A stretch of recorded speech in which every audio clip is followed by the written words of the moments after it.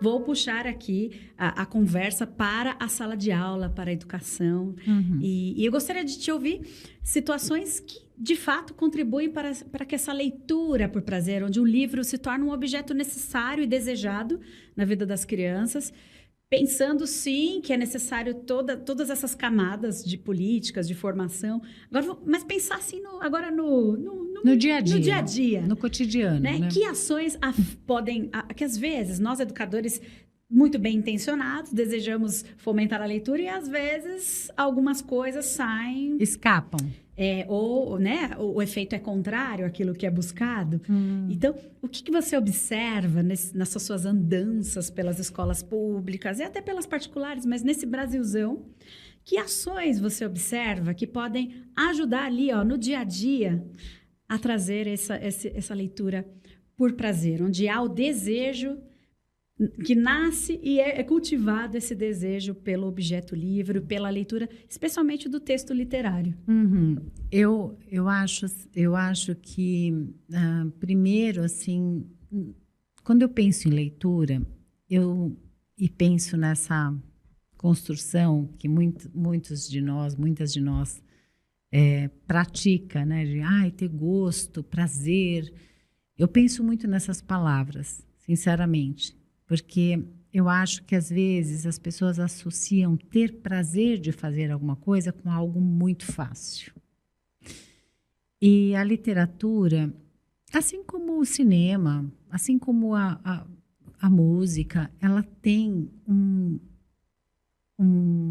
desafio de linguagem, um desafio da construção estética. Né? Então, eu acho que primeiro a gente tem que começar a pensar nessa abordagem. O que a gente quer é que as pessoas tenham a atitude leitora, né? Que elas escolham para si, que elas exercitem essa escolha. Fomentar essa autonomia leitora, isso é algo que precisa ser estimulado. Eu acho que é esse o ponto. Eu acho que a gente tem que pensar também a linguagem que a gente utiliza para tratar de leitura. E falar para esse público, que pode ser de adulto, pode ser lá no EJA, né? Sim. E que eu adoro falar com os grupos de EJA. Falar para esse grupo de leitores que o desafio é o barato, sabe? Você entrar num texto como quem entra num labirinto mítico, né? E você vai buscando pistas. E muitas vezes o mediador dá o fio de Ariadne para que você trilhe o labirinto com uma segurança de conseguir retornar enquanto for preciso. Mas à medida em que a gente ganha autonomia, entrar nesses novos labirintos vai ficando mais fácil. Não porque é fácil o livro, mas porque a nossa segurança está ali, pronta para o desafio. Então, eu acho importante a gente repensar essa linguagem do prazer, do gosto. Porque muitas vezes, para uma criança, para um jovem ou para um adulto que não é leitor, entrar num livro é muito difícil. Resistir na leitura é muito difícil. Precisa pensar nesse trabalho interno. Exatamente, que acontece... o que mobiliza internamente. E aí, quando ele escuta um mediador falando, não, a gente quer leitura por prazer, você tem que ter o gosto, e a pessoa não acha esse gosto, ela fala, não, tem alguma coisa de errado comigo, isso daqui não é para mim. E é. Então, eu acho que a gente tem que construir um discurso um pouco diferente, né? Falar que é difícil, sim. E que o prazer vem pelo desafio que pode ser vencido aos poucos. Como a vida é difícil. A vida é difícil para uma criança, né? Independente, eu estou falando de uma forma bem generalista. A vida é difícil para uma criança em várias etapas, vários desafios do crescimento e do desenvolvimento. A vida é difícil para o adolescente, nem se fala. A vida adulta é muito difícil. Envelhecer também com qualidade, com uma cabeça, né, boa, também é muito difícil. Então, eu acho que tratar a dificuldade como algo que faz parte da vida, desse cotidiano. Porque é isso que a gente vê na escola. Quando você começa qualquer conteúdo didático... Vamos pensar no exercício de matemática, que no começo dá trabalho. As professoras de matemática nessa hora falam, tem que falar de mim, né? Quem é de humanas sempre vai lembrar. Eu vou falar assim, ó, na hora de você aprender análise sintática, né? Pode ser. Pode ser. Ou aquelas fórmulas de física. Que no começo dá um nó. E pode ser que continue difícil durante muito tempo, e pode ser que você passe a vida inteira falando, cara, isso ainda é difícil para mim, e tá tudo bem. Mas quanto mais você se aproxima, vai diminuindo um pouco também esse receio. Ou a gente vai entendendo, sabe, Ivani, que a dificuldade, ela faz parte da vida, como outras coisas fazem parte da vida e que a gente não pode subtrair da experiência artística. Por exemplo, tem educadores, eu espero que não seja o caso de nenhum de vocês que estão nos escutando, que pegam um livro para ler com as crianças. Eu falo que é um livro para as infâncias, porque também acolhe a infância de um adulto. Pega aquele livro ilustrado, belíssimo e tal, aí vê que o livro fala de morte. Aí fala, não posso ler esse livro para as crianças, isso é muito triste. A morte faz parte da vida, né? As perdas fazem parte da vida. Alguém da família perder o emprego faz parte da vida. Outros desastres naturais fazem parte da vida. As pequenas decepções também. Várias coisas que a gente tenta subtrair do que a gente chama felicidade, elas nos desafiam a pensar que a felicidade é justamente buscar harmonia com os desafios. Né? Então, você tem alegrias e tem desafios todos os dias. Então, para falar de prazer de leitura, tem que levar em consideração o desafio. Vamos entrar nesse labirinto, mas nós vamos entrar juntos. Então, por isso caminhar lado a lado. Por isso que o educador tem que ler antes o livro. Refletir, para que não coloque esse filtro pesando. Leia antes o livro. Quer uma dica? Leia em voz alta, faz o que a gente que gosta de contar histórias, a gente faz sempre. Leia em voz alta, porque quando a gente lê em voz alta, a gente ativa outros mecanismos para compreender a história. Procure outros livros daquele tema ou daquele autor. Entre na linguagem. Né? Então, estou lendo pela primeira vez um livro da Penélope.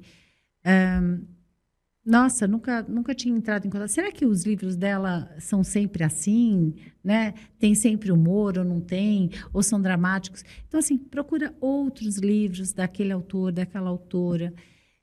Se prepara. O mediador que tem um papel fundamental ali de ser esse adulto referência. E eu acho que assim, ele tem um papel de se colocar como um leitor que tem atitude. Sim. Um leitor que vai buscar. Que tem que ter resposta para tudo? Não. Óbvio que não. Não tem que ter resposta para tudo. Pode, no meio da leitura, falar assim, nossa, não tinha pensado nisso. Tá tudo bem, né? Mas entrar para esse... Eu falei da metáfora do labirinto. Entrar para esse labirinto com a segurança de eu já conheço pelo menos uma trilha. Então, nós estamos seguros. E aí a gente vai avançar juntos. Guia, né, dessa Exatamente, trilha. A gente vai avançar juntos. Mas pode ser que a gente descubra coisas diferentes. Sem né? dúvida. Aliás, pode as crianças debaixo nos de uma... surpreendem o tempo inteiro, porque elas olham com esses olhos inaugurais, com esses olhos Você encantados. lembra do Jardim Secreto? Sim. Você dos meus preferidos. Então, você pode entrar num labirinto e afastar um ramo de erva e encontrar uma porta nesse labirinto. Então, surpreenda esse grupo de leitor com essa capacidade que a leitura tem de trazer algo novo, mesmo quando a obra já é uma conhecida. Ter né?